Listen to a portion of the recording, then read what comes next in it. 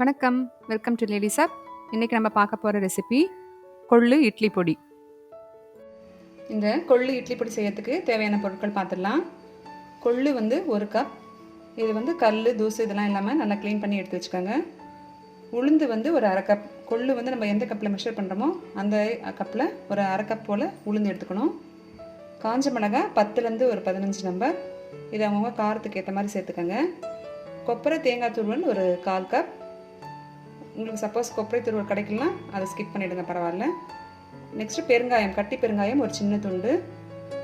பூண்டு பல் ஒரு 5 பல் எடுத்து வச்சுருக்கேன். நான் தோல் உரிக்கலை, அப்படியே தான் நம்ம டைரெக்டாக சேர்க்க போகிறோம். உப்பு தேவையான அளவு. இப்போ நான் ஒரு நான்ஸ்டிக் பேன் வச்சுருக்கேன். இதில் 1 கப் கொள்ளு சேர்த்துடலாம். கொள்ளு வந்து நம்ம ட்ரை ரோஸ்ட் பண்ண போகிறோம், அதனால் நம்ம இதில் எண்ணெய்லாம் எதுவும் சேர்க்கல.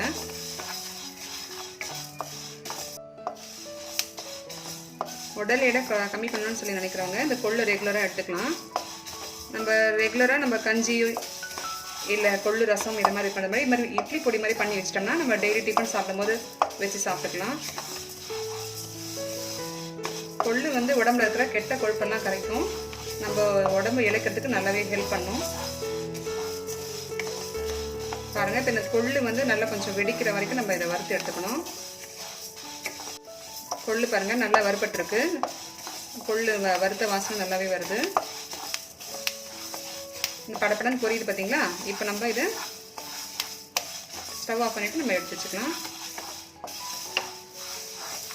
இப்போ அதே வாணலியில் கொஞ்சமாக எண்ணெய் விட்டு இந்த பெருங்காய இது சேர்த்துட்றேன்.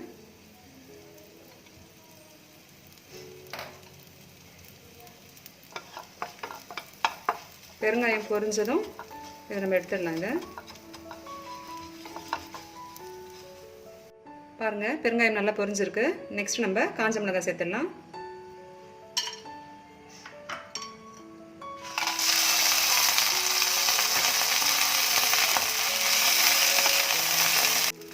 மிளகாய் பாருங்கள் ரொம்ப கலர் சேஞ்ச் ஆகக்கூடாது, லேசாக வறுத்ததும் நம்ம இதை எடுத்துடலாம். இப்போ அதே வாணலியில் 1/2 கப் உளுந்து சொன்னேன் இல்லையா, அதையும் சேர்த்துடலாம்.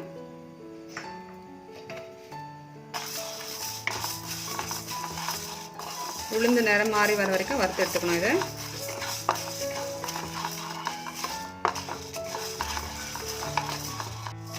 பாருங்கள், உளுந்து செவந்துடுச்சு. இப்போ இதையும் எடுத்து கொட்டிக்கலாம். நெக்ஸ்ட்டு இந்த 1/4 கப் தேங்காய் துருவல் சேர்த்துடலாம். இதையும் நம்ம செவக்க வறுத்து எடுத்துடணும். இந்த கொப்பரை தேங்காய் துருவல் பாருங்கள் நல்லா செவந்துடுச்சு. இப்போ ஸ்டவ் ஆஃப் பண்ணிடலாம். பாருங்கள், வறுத்த பொருள்லாம் நான் ஒரு தட்டில் கொட்டி ஆற வச்சுருக்கேன். இப்போ இதுக்கு தேவையான அளவு கல் உப்பு சேர்த்துடலாம். பூண்டு பல் சொன்னேன் இல்லையா, இது நான் அப்படியே சேர்த்துறேன், தோல் நான் உரிக்கலை. இப்போ நம்ம இதை மிக்சியில் போட்டு நல்லா பவுடர் ஆக்கிக்கலாம். வறுத்த பொருள்லாம் ஆறுனதும் நம்ம அதை ஒரு மிக்சி ஜாரில் போட்டு பொடிச்சுக்கணும். கொஞ்சம் கரகரப்பான கன்சிஸ்டன்சியில் பொடிச்சுக்கோங்க. இப்போ இந்த கொள்ளு பொடி ரெடி ஆகிடுச்சு. இது நம்ம இட்லி தோசை சாத்து கூட நல்லெண்ணெய் சேர்த்து சாப்பிட்லாம், ரொம்பவே டேஸ்ட்டாக இருக்கும். நம்ம நார்மலாக செய்கிற உளுந்து பொடியை விட இதுவும் இன்னும் நல்லாயிருக்கும் டேஸ்ட்டில். ஸோ கண்டிப்பாக நீங்கள் ட்ரை பண்ணி பாருங்கள் அண்ட் உங்கள் வேல்யூபிள் கமெண்ட்ஸ் கொடுங்க. தேங்க்ஸ் ஃபார் வாட்சிங்.